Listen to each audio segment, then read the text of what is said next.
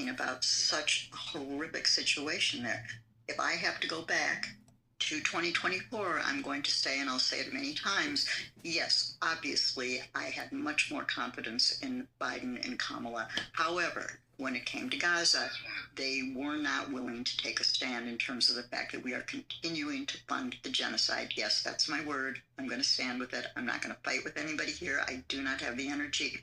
But it is a horrific situation, and we are still in it. And whoever is going to take the helm is going to really need to take a stand on this government continuing to fund that. So that's what I wanted to say.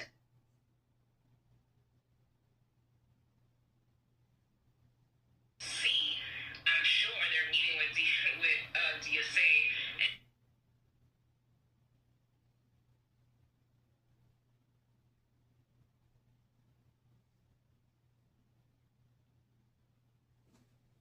I concur.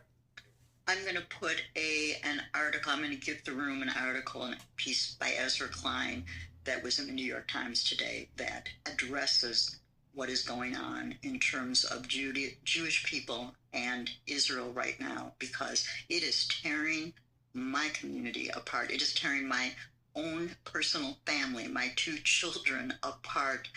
But it's a much, much bigger issue. And, you know, we keep talking about we can't tolerate watching children starve. But what are we watching? We're watching it 24/7 on our phones like we're in some frickin' simulation. It is not a simulation. It's the real thing. We just have to fight that.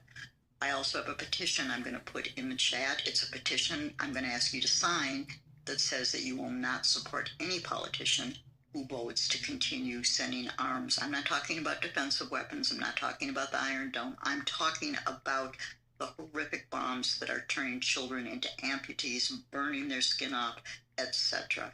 It is unthinkable, unbearable, and to me, we just cannot look away.